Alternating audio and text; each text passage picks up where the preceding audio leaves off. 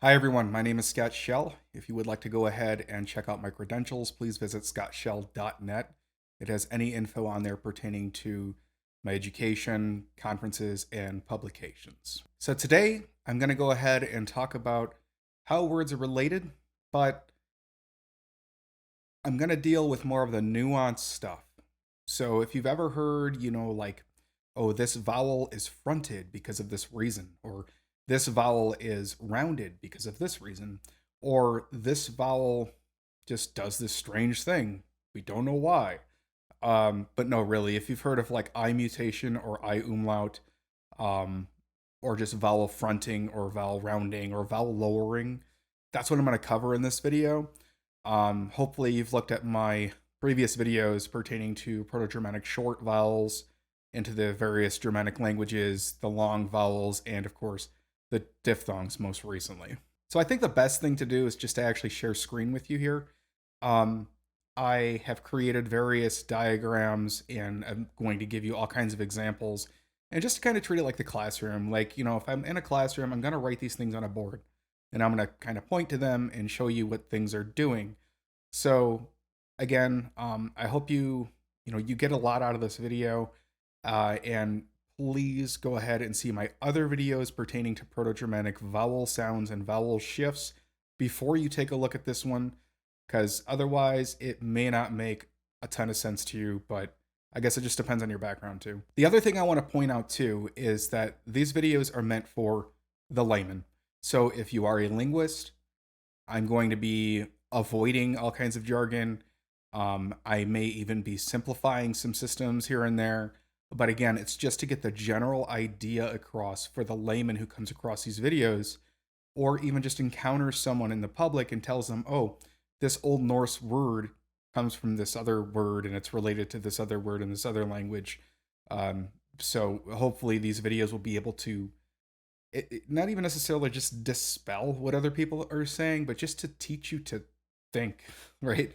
To think about how language actually works, and then you can actually challenge that person and say, oh, it doesn't actually go through this particular sound shift or whatever. There's no evidence to support that you're saying this word is related to this other word. So all right, anyway, let's go ahead and get started. All right, so like I was saying, people are going to use terminology like, a vowel is fronted, or a vowel is raised, or a vowel is lowered, or a vowel is rounded. To your layman, they're like, what in the hell is this? Right?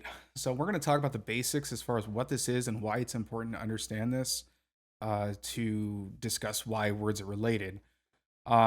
Maybe some of you have heard of i-umlaut. What is i-umlaut? What is u-umlaut? What is j-umlaut? What's w-umlaut? What's a... Look, don't get overwhelmed with this, okay? If you're just like, oh man, all this jargon, technical language. Basically, what this is saying is that there's a vowel here, like an I or a U, and it's doing something to another vowel. So if you just understand umlaut, which is just basically umlaut is making these other vowels change position, and this will make more sense when I show you examples. That's all you need to understand. Basically, an I is causing another vowel to change position. A U is causing another vowel to change position. A J, which is basically the same thing as an I, is making a vowel change position. Same thing with W. So this thing here on the left, this is, well, it used to be called like an IPA triangle, when it was actually analyzed as a triangle once upon a time. And basically the top part here is the top of the mouth. That's kind of what it's supposed to simulate. The back part here is the back part of the mouth. The bottom is the bottom part of the mouth. And then, of course, this is the front part of the mouth. So as long as you get that top, right, bottom, front, or left, you're good. So this is basically where vowels are spoken within this this diagram here. Now, if you look at this, and I do not want you to get overwhelmed with this, I'm just trying to show you that these are IPA, which is the International Phonetic Alphabet. These are IPA sounds, and this is where each vowel is enunciated in the mouth. So, again, you don't need to know all these symbols because this accommodates like, all languages, definitely outside of Germanic and vowel sounds. But what I've done is I've created a chart for you down below that we'll see in just a minute which focuses on just like Old Norse spelling or Old Saxon spelling. And so it's going to be made, very clear and easy for you. But basically, if you look at, again, this diagram over here is this diagram here. And we see that the back vowels are like U and O, and that's called like all, or that the sound rather is all right there, and so on and so forth. And then you have ah, and then you have E and A and eh and ah, right? So you have all of these different sounds.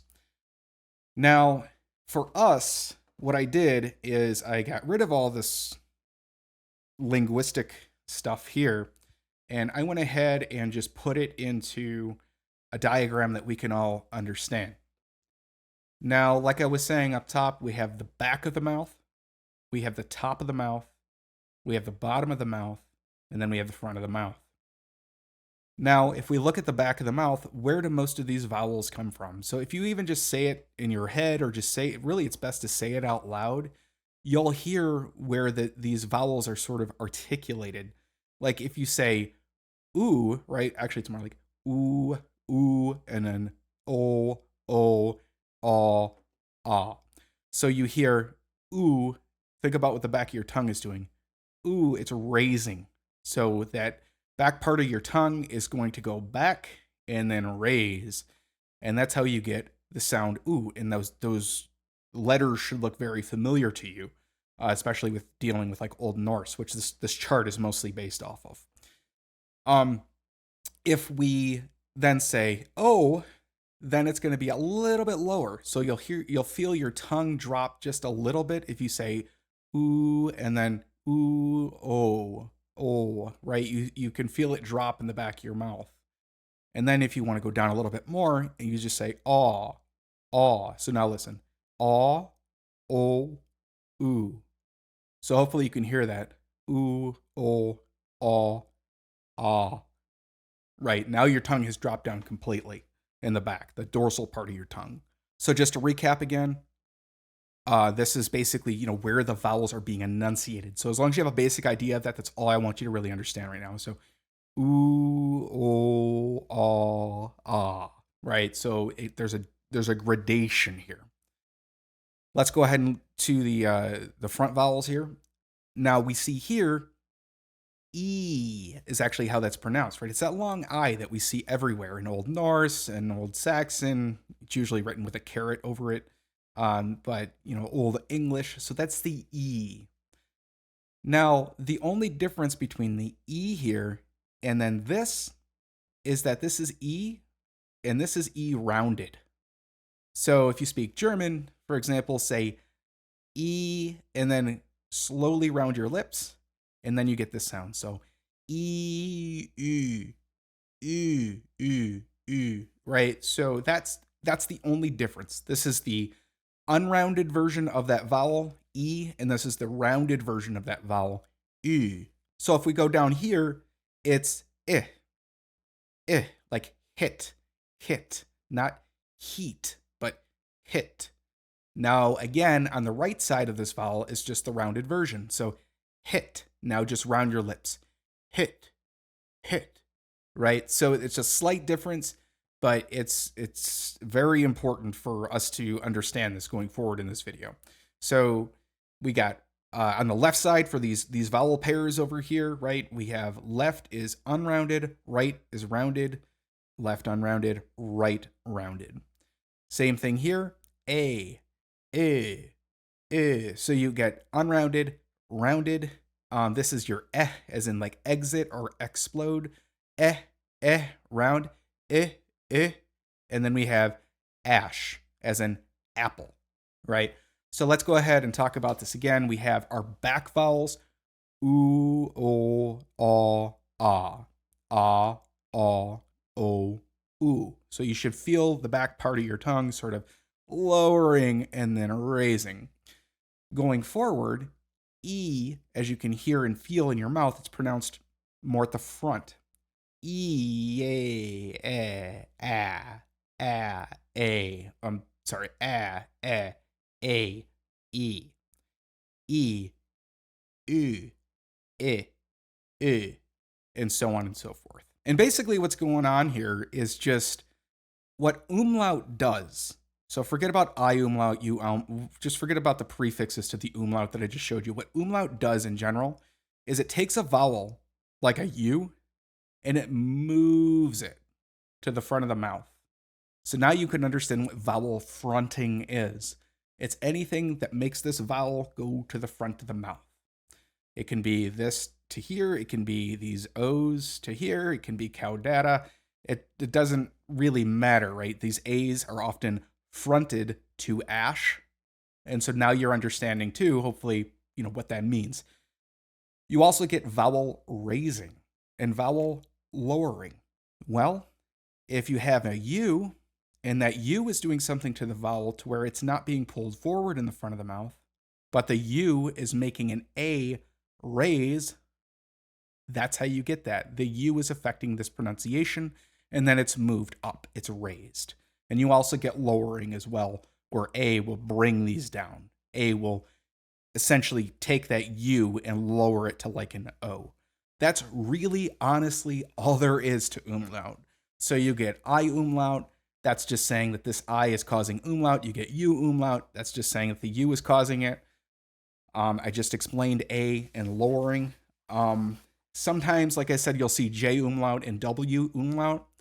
Really, it's doing the same thing as I. J is doing the same exact thing as I because it's a yeah. It's a palatalization yeah. And then it fronts a vowel. W-umlaut is doing the same thing as like a U. If you say oo and then you say what, you'll see that your lips are rounded. So it's going to cause those rounded features to round another vowel. Like, for example, the short U rounded would be a short U right there. So now let's go ahead and look at some examples. When you look at these examples here, everything should now start to make sense as far as vowels are concerned. So again, this is assuming you've looked at the video on short vowels, long vowels, and diphthongs. And this is just kind of explaining the process of umlaut right now. So in Old Norse, you'll see that the word for ale is ol. Ol, right?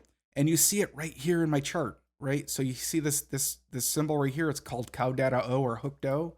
You're going to see that it's up here. So you already know where that pronunciation is going to roughly be in your mouth. But we also see runic alu. Alu, right? Everybody on my channel is probably very familiar with this runic word alu. So why do we reconstruct it in proto-Germanic as aluth, right? We're actually more concerned about this part right here, the alu. Well, it's because of Old Norse, essentially. What happened in runic is that this U, which again you can see up here, right, has pulled this A up, okay? And look what happens when you pull the A up. You get your caudata. You get that sound right there, right? It gets rounded and essentially it's pulled upward. So that's going to be a case of u-umlaut, right? Because it's going to raise it and then it's going to round it. All. So hopefully that makes sense. That's all that's going on. But we have to reconstruct it in a Proto-Germanic as aluth because we know that prehistorically in Old Norse there was a U there at some point, right? And then it fell off. What happened is that U altered that A and then the U fell off. And that's how we get that rounded vowel in Old Norse. So to look at another example, many of you are also familiar with this word, wunyo. This is a rune name, right? Well, how do we, come up with this? Why isn't it like wunya or something like, actually, no, I guess something like wuna or something like that, right? Why isn't it not wuna or wunas or something like that? This is why we have to reconstruct it this way. Remember I was saying J's and I's do the same thing. They front, right? They're going to front this U. So if we go back up to our chart, we're going to see like you have the U and wunyo, and you have that J or I sound in the front of the mouth. So essentially, that J or I sound is going to take this U and front it. And that's how we get English or Old English, win. That's how you get that Y right there. So it's not win, but rather, it's actually, I have to think about win, woon, woon, something like that. So it's rounded. But Old Saxon did not go through that umlaut change. It remained as woonya. That I is pronounced like a J. So it's not woonia, but rather woonya. Woonya. All right, now we have Proto-Germanic workjana. Workjana. Why in the world would we reconstruct this? Well, what if I told you worken, werkjan, werka, werkan, and urkja? Those are all related. So unless, like, some people, unless, you're not familiar with umlaut and how things work, some people might go, how in the world is this word in Old Norse that I'm showing you right now, right? How is that related to Old High German worken? Like, yrkja, worken? So let's talk about it. So this is going to be our reconstruction right here in Proto-Germanic. So for all intents and purposes, we're just going to go ahead and look at these sounds right here. So as I just said, that I or that J likes to pull sounds forward, right? Particularly in Old Norse. So we see a number of things here. Let's look at Old Saxon even. We see that the U here was just fronted in Old Saxon and it lost its roundness. So this I or J, doesn't really matter, it's the same sound here, virkjan, actually made that U front to an I and it lost its roundness. So again, up here, U fronted to I, we might expect it to be rounded, which would be on the right side, but it's unrounded. So it's on the left side in Old Saxon. Now, if we look at Old Frisian, we see a similar process happen. But what happened here in Frisian is that there probably used to be an I or a J here. So right there.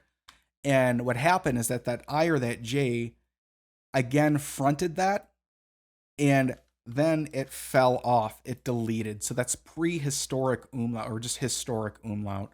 And so if we go up here, we'll see that, from Proto-Germanic, workjana, that J took that U in Old Frisian and then fronted it over here, right? So it actually fronted it and it was lowered as well. So the original I or the J in that verb had taken that U again and fronted it, and then the I or the J historically disappeared, and that is how you have werka.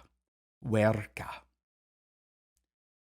If we look at Old English, the same thing happens. So again, the U is fronted by the J in Proto-Germanic times, which is this I.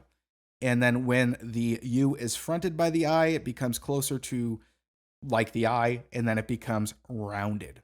Rounded, short I. So that's how we have werkan. Werkan. And then if we look at Old Norse here, we'll see that it still retains its J.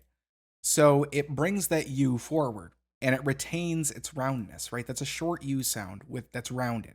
So let's look up here and we'll see that the I or the J up here takes the U and then fronts it. And that's how we get yrkja. Yrkja.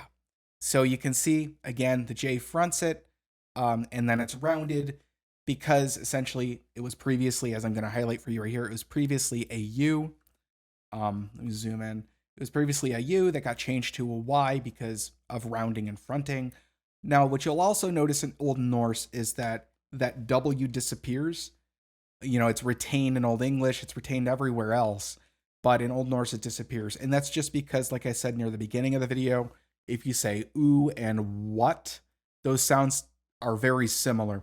They both have roundedness attached to them, and so essentially they assimilate to a U, and that's why, for example, you actually have Odin and not Woden, or something like Wothin in Old Norse. It's because those two sounds assimilate. So basically what happened in Old Norse is that the W and the U turned into just U. And so we still have the R, the K, and the J, but then what happened is that this J right here fronted the U. And then when you front that short U, That is how you get Örkja. So you can see how these things are related. It's just that you need to understand like how umlaut works, in this environment. All right, so if you want to go ahead and take a look at these other examples here from my notes, you're more than welcome to. I'm not going to talk about every single word here to get my point across, but what I will do is touch on dagas. This is a really good example for me to show you, for example, why we would reconstruct this word as dagas and not something like dagus. So if you've been paying attention, you can probably already see why we would not do that. So proto-Germanic dagas, so we have Gothic dag, Old Norse dagr, Old Saxon dach, Old English dai, Old High German tach or tak. Now, the reason we reconstruct this as dagas, without getting into every single transformation here, is the mere fact that this az, is not going to cause umlaut here, right? Because you have dagas, right? You have two a's, and so we expect Gothic dogs because essentially a drops off and z becomes s. We have Old Norse dagr, Old Saxon dach, Old English dai, Old High German tach. So why not dagus?